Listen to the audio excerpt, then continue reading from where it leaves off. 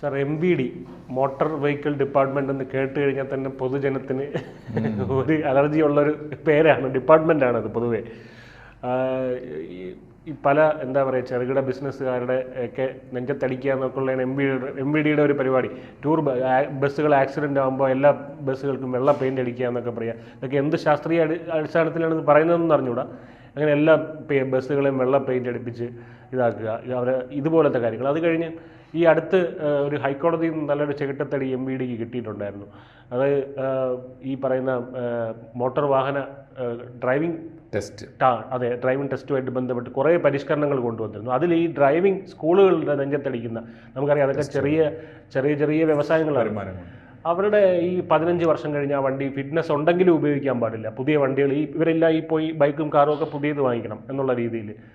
അപ്പോൾ അങ്ങനെ ഒരു പരിഷ്കരണമൊക്കെ കൊണ്ടുവന്നിരുന്നു. അപ്പോൾ ഈ ഹൈക്കോടതി അതൊക്കെ എടുത്ത് ടോട്ടൽ കളഞ്ഞു. അപ്പോൾ ഇനിയിപ്പോൾ അത് ഇവർ സുപ്രീം കോടതിയിൽ പോകാൻ വേണ്ടി ഇരിക്കുക. അവർ അതിനിടയ്ക്കാണൊരു സംഭവം കഴിഞ്ഞ ശനിയാഴ്ച ഉണ്ടായത്. ഇവിടെ ഓപ്പറേഷൻ, അതെ, വിജിലൻസിൻ്റെ ഒരു ഓപ്പറേഷൻ ക്ലീൻ വീൽസ് എന്ന് പറഞ്ഞാൽ അവിടെ അവർ അകത്ത് കയറി ഒരു മിന്നൽ പരിശോധന നടത്തി. അവിടെ ഒരുപാട് കൈക്കൂലി വീരന്മാർ വന്നു വീണ്, ഒരുപാട് ഏജൻറ്റുമാരുടെ ഇവർക്ക് കൊടുക്കാനുള്ള ഏജൻറ്റ് കൈക്കൂലിയായിട്ട് കുറേ ഏജൻറ്റുമാർ പിടിയിലായി. പിന്നെ ഇതിലെല്ലാം തന്നെ ഈ ഡ്രൈവിംഗ് സ്കൂളുകളുടെ കയ്യിൽ നിന്ന് പിടിച്ച് വാങ്ങിക്കുന്ന പൈസയാണ് ഇതിലെല്ലാം വന്നിട്ടുള്ളത്. അപ്പോൾ ഇത് ഈ MVD എന്ന് പറയുന്ന ഇവരാദ്യം സ്വയം നന്നായിട്ട് പോരെ ബാക്കിയുള്ളവരുടെ ഈ പറയുന്ന നെഞ്ചത്തടിക്കാൻ വേണ്ടി ഇറങ്ങേണ്ടത്? ഈ മോട്ടോർ വാഹന വകുപ്പ് നമ്മുടെ നാട്ടിലെ ഈ അഴിമതിയുടെ ഒരു കലവറയാണ്. പണ്ട് തന്നെ ഞങ്ങളുടെ നാട്ടിലൊക്കെ ഈ പെൺകുട്ടികൾക്ക് കല്യാണം ആലോചിക്കുമ്പോൾ പ്രിഫർ ചെയ്യുന്ന 2 വകുപ്പുകളാണ്. ഒന്നുകിൽ RTA ഓഫീസിൽ അല്ലെങ്കിൽ രജിസ്റ്റർ ഓഫീസിൽ ഒരു തൂണായാലും മതി, ഓഫീസറൊന്നും ആവണ്ട. അവിടുത്തെ വെച്ചാൽ അവിടുത്തെ പ്യൂണിന് പോലും, തൂണുകൾക്ക് പോലും കാശ് കിട്ടുന്ന, അതും സ്വമേധയാ കിട്ടും. ഒരാൾ അഴിമതിക്കാരനല്ല, അനാവശ്യമായി ഒരു കിമ്പളോ ആവശ്യമില്ലാത്ത ആളാണെങ്കിൽ പോലും അയാളുടെ പോക്കറ്റിൽ വെറുതെ കാശ് വരുന്ന 2 ഇടങ്ങളാണ്. അതിൽ ഏറ്റവും പ്രധാനപ്പെട്ട സ്ഥലം RTA ഓഫീസാണ്. അപ്പോൾ RTA ഓഫീസിനെ ക്ലീൻ ചെയ്ത് കളയാം എന്ന് വിചാരിക്കുന്നത് ഏത് ഗണേഷ് കുമാർ ആയാലും അത് എളുപ്പമല്ല. പിന്നെ ഗണേഷ് കുമാറിൻ്റെത് പലതും ഷോ ആണല്ലോ, ഷോ ആണ്. അതിനപ്പുറത്ത് ആത്മാർത്ഥത ഉണ്ടോ എന്ന് എനിക്ക് സംശയമാണ്. പക്ഷേ ഇപ്പോൾ ഇതിന്റെ പേര് തന്നെ ആലോചിച്ചു. ഇപ്പോൾ സാർ പറഞ്ഞപ്പോൾ ഒന്ന് കൂട്ടി, ഈ വിസ്മയ അറിഞ്ഞൂടെ സാർ? വിസ്മയുടെ ഭർത്താവ് ഈ പറയുന്ന മോട്ടോർ വെഹിക്കിൾ ഡിപ്പാർട്ട്മെന്റിലെ ഉദ്യോഗസ്ഥനായിരുന്നു. അതായിരുന്നു ഈ ആർത്തി, അതുകൊണ്ടായിരുന്നു. കാരണം എത്ര കിട്ടിയാലും ആയിരുന്നു. അങ്ങനെയുള്ള ആളുകളെ ഒന്ന് ആലോചിച്ച് നോക്കൂ. അപ്പോൾ ഇപ്പോൾ ഇദ്ദേഹം ഈ ട്രാൻസ്പോർട്ട് ഡിപ്പാർട്ട്മെന്റ് അങ്ങോട്ട് ശരിയാക്കി കളയാം എന്ന് വിചാരിച്ചു വന്നതാണ്. അദ്ദേഹത്തിന്റെ എല്ലാ പരിഷ്കാരങ്ങളെയും, ഇപ്പോൾ ഒടുവിലത്തെ പരിഷ്കാരം ഹൈക്കോടതിയാണ് എടുത്തു കളഞ്ഞത്. അതിനു മുമ്പ് അദ്ദേഹത്തെ പരാജയപ്പെടുത്തിയത് സ്ഥിരമായി അദ്ദേഹത്തിന്റെ വകുപ്പിലെ ഉദ്യോഗസ്ഥന്മാരും അവിടുത്തെ ജീവനക്കാരും അവരുടെ യൂണിയനും അദ്ദേഹത്തിന്റെ തന്നെ ഗവൺമെന്റും ആ ഗവൺമെന്റിനെ നയിക്കുന്ന രാഷ്ട്രീയ പാർട്ടികളും ഒക്കെ തന്നെയാണ് അദ്ദേഹത്തെ പരാജയപ്പെടുത്തിയത്. അതുകൊണ്ട് ഗണേഷ് കുമാർ സത്യത്തിൽ അദ്ദേഹത്തിന്റെ ആദ്യത്തെ മന്ത്രിയായിരുന്ന കാലത്ത്, ആദ്യം ഒരിക്കൽ അദ്ദേഹം ട്രാൻസ്പോർട്ട് മന്ത്രിയായിരുന്ന കാലത്ത് താരതമ്യേന എന്തെങ്കിലും ചെയ്യണമെന്ന് ആഗ്രഹിക്കുകയും ഒരു കൊള്ളാവുന്ന മന്ത്രിയാണെന്ന് പേരുണ്ടാക്കുകയും ഒക്കെ ചെയ്തിരുന്നു. പക്ഷെ പിന്നീട് അദ്ദേഹത്തിന് യാഥാർത്ഥ്യം മനസ്സിലായി. അദ്ദേഹത്തിന് അങ്ങനെ ആളാവാനോ ഷോ കാണിക്കാനോ പറ്റാത്ത. അന്ന് അദ്ദേഹം ഇടതുപക്ഷത്തായിരുന്നു, അത് UDFന്റെ ഈ ട്രാൻസ്പോർട്ട് മന്ത്രി ആയിരുന്ന കാലത്ത് UDFന്റെ കൂടെ തന്നെ. അതെ.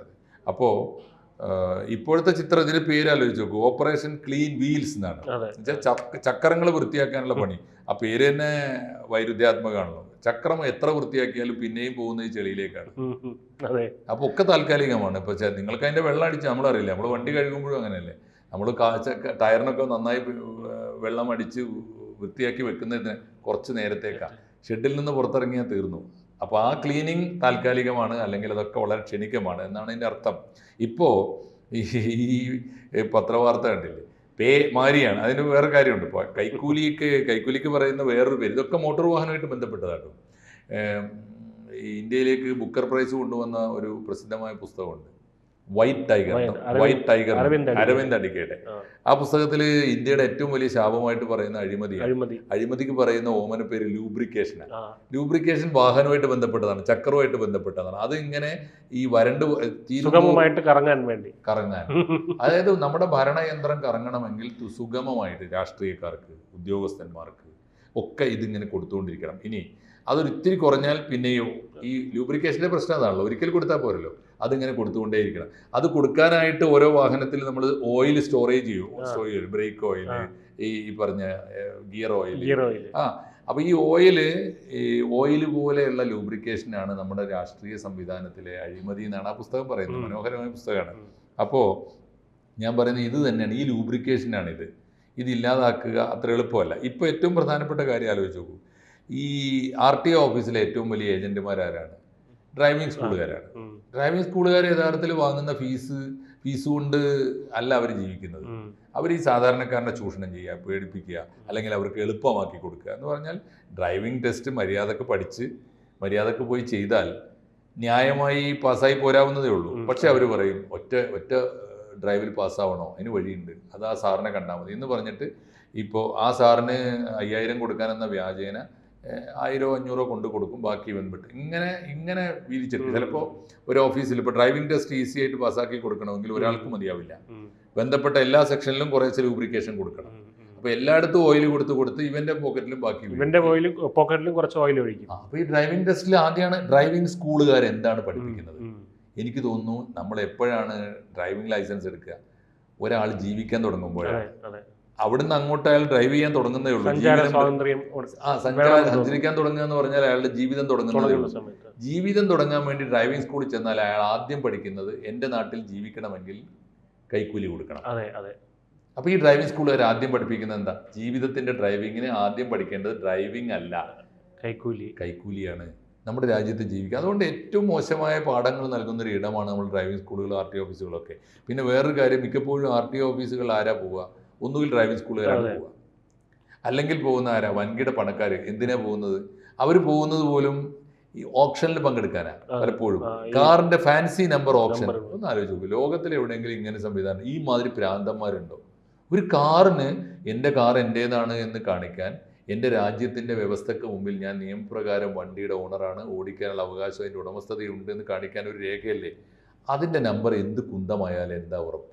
അതിനാൽ അറിയില്ലേ, 5000 വളരെ ഉപരിപ്ലവമായ ജാട കാണിക്കുന്ന വൃത്തിയെട്ട ഈ പറഞ്ഞ ഫാൻസി വിചാരങ്ങളുമായിട്ട് നടക്കുന്ന ആളുകളാണ്. അപ്പോൾ 5000 എന്ന നമ്പർ കിട്ടണമെങ്കിൽ അവരിങ്ങനെ വിളിക്കും. ഗവൺമെൻറ് വലിയ സംഖ്യ, ഒരാൾ കാറ് വാങ്ങുന്നതിനേക്കാൾ കൂടുതൽ കാശ് കൊടുക്കാൻ തയ്യാറാണ്. 5000, 1000 അല്ലെങ്കിൽ 1001 ഇങ്ങനെ ഫാൻസി നമ്പറുകൾ കൊട്ടേഷൻ വിളിച്ച് ആളുകളുടെ. അപ്പോൾ എന്താ വെച്ചാൽ ആളുകളുടെ ഈ ചില്ലറ പൈങ്കിളി വ്യാമോഹങ്ങളെ വ്യാപാരവൽക്കരിക്കുക, അതിനെ കാശാക്കി മാറ്റുക. ഔദ്യോഗികമായിട്ട് ആര്? സർക്കാർ തന്നെയാണ് ചെയ്യുന്നത്.